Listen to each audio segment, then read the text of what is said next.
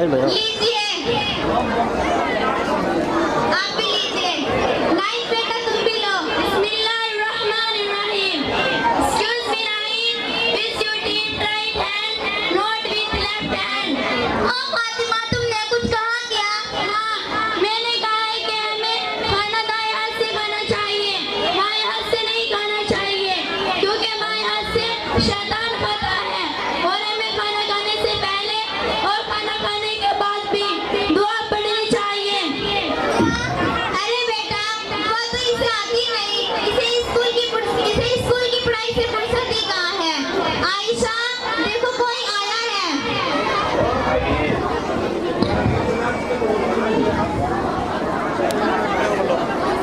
Good morning all of you. Night तुम अभी तक रेडी नहीं हुई हो क्या? निशा की बर्थडे पार्टी में जाना है। हाँ नाइट तुम नहीं आ रही हो क्या? मम्मा मुझे बर्थडे पार्टी में जाना है, मैं जा रही हूँ। पहले अपने स्कूल का काम पूरा करो फिर जाना। नहीं मम्मा मुझे जाना है, मैं अभी जा रही हूँ। देखो फातिमा भी किसी की बर्थडे पार्टी में नहीं जाती है ना फातिमा? हाँ ये किसी की बर्थडे पार्टी में नहीं जाती है और केक भी नहीं काटती है।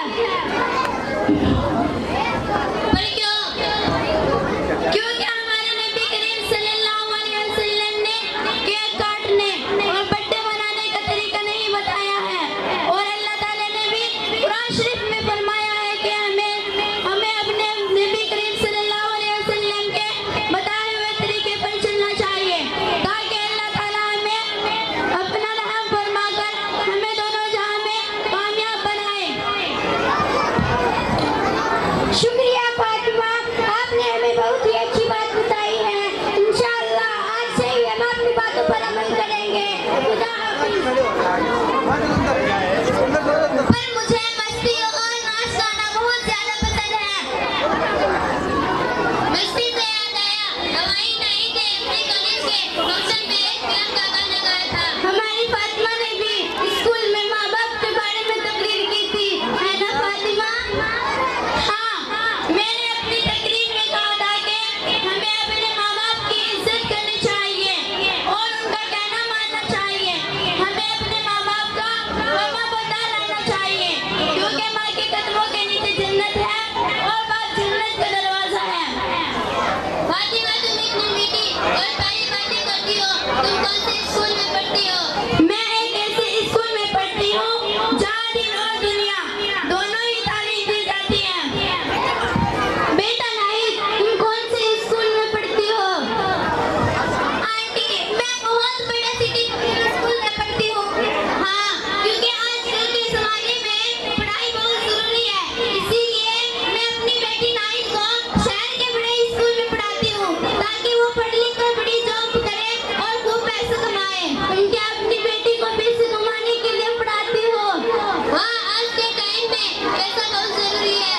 नहीं, हमें अपने बच्चों को पैसा कमाने के लिए नहीं पढ़ाना चाहिए, बल्कि दीन और दुनिया दोनों तालीम हासिल करने के लिए पढ़ाना चाहिए और कुरान हदीस के मुताबिक जिंदगी गुजार सके और हम सबके लिए बाइस अजर व सवाब बन जाए और हम सबकी मगफिरत हो जाए। हाँ, आप सही कह